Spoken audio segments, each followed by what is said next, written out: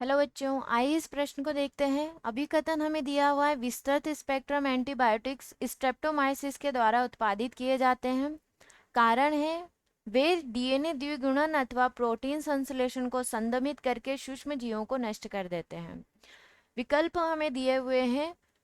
अ ए और आर दोनों सत्य हैं और आर ए की सही व्याख्या है। विकल्प ब हमें दिया हुआ है, ए और आर दोनों सत्य हैं लेकिन आर ए की सही व्याख्या नहीं करता है। विकल्प स हमें दिया हुआ है, ए सत्य है लेकिन आर असत्य है। विकल्प द हमें दिया हुआ है, ए असत्य है लेकिन आर सत्य है। विकल्प ई हमें दिया हुआ है, ए और आर दोनों असत्य हैं। तो यहाँ पे हम बात करते हैं प्रश्न की मुख्य अवधारणा के बारे में। प्रश्न की मुख्य अवधारणा है विस्तृत स्पेक्ट्रम एंटीबायोटिक्स।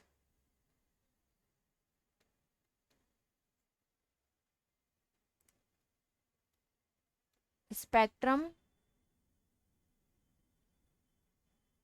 एंटीबायोटिक।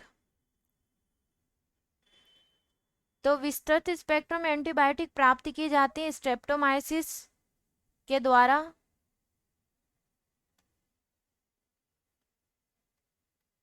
किससे प्राप्त की जाती हैं? स्ट्रेप्टोमाइसिस के द्वारा। ये क्या करती हैं? हानिकारक सूक्ष्म जीवों को,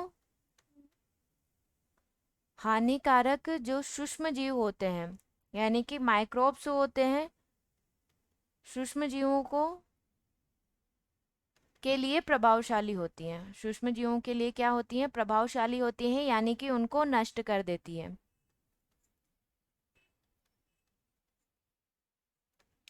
कैसे काम करती हैं इस विस्तृत स्पेक्ट्रम एंटीबायोटिक्स? विस्तृत स्पेक्ट्रम एंटीबायोटिक्स।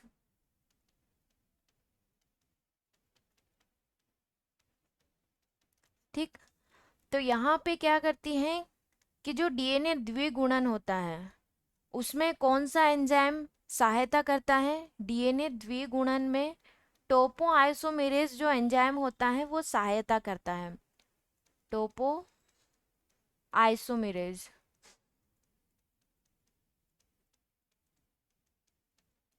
आइसोमेरेज सेकंड क्या करता है? डीएनए द्विगुणन में सहायता करता है। तो जो विस्तृत स्पेक्ट्रम एंटीबायोटिक्स होती हैं वो क्या करती हैं? टोपो आइसोमेरेज को संदमित कर देती है। टोपो आइसोमेरेज को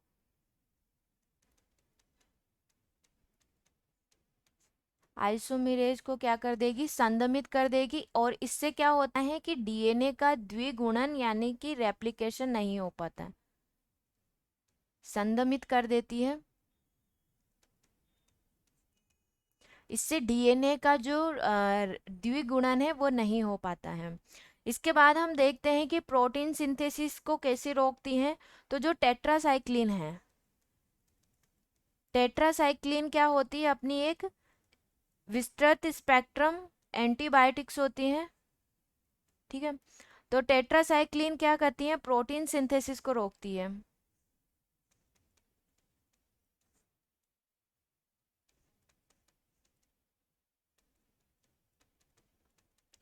प्रोटीन सिंथेसिस को रोक देती है। कैसे रोकती है? कि ये क्या करती हैं, जो बैक्टीरियल राइबोसोम होता है, बैक्टीरियल राइबोसोम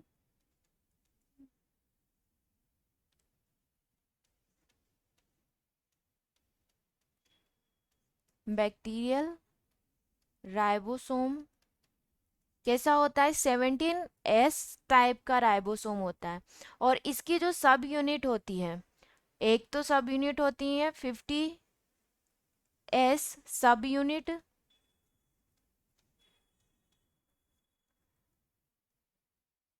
और एक होती है 30S सब यूनिट, 30S सब यूनिट।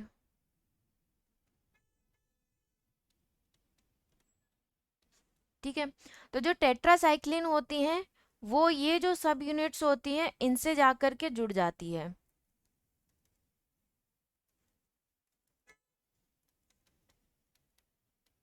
टेट्रासाइक्लिन क्या करेगी, ये जो सब यूनिट्स होती हैं इनसे आकर के जुड़ जाती है और प्रोटीन सिंथेसिस को रोक देती है।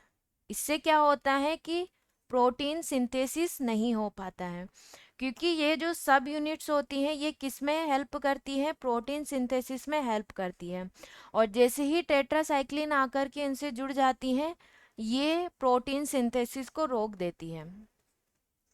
ठीक है, तो ऐसे क्या करती हैं, जो विस्तृत स्पेक्ट्रम एंटीबायोटिक्स होती हैं वो काम करती हैं। तो यहाँ पे हमें असेशन जी अभिकथन दिया हुआ है, विस्तृत स्पेक्ट्रम एंटीबायोटिक्स किससे उत्पादित की जाती है, स्ट्रेप्टोमाइसिस के द्वारा। तो ये भी क्या हो जाएगा हमारा, सही है। कारण हमें दिया हुआ है कि ये डीएनए द्विगुणन अथवा प्रोटीन संश्लेषण को क्या करती है, संदमित करके सूक्ष्म जीवों को नष्ट कर देती है। तो ये भी क्या है, सही है। और जो अभिकथन है वो जो कारण है वो अभिकथन का क्या करती है, सही व्याख्या करती है। तो ए और आर दोनों ही सत्य हैं और आर ए की क्या करता है, सही व्याख्या करता है। तो विकल्प अ हमारा क्या हो जाएगा, सही विकल्प होगा। आशा करती हूँ आप इसे अच्छी तरह समझ गए होंगे। धन्यवाद।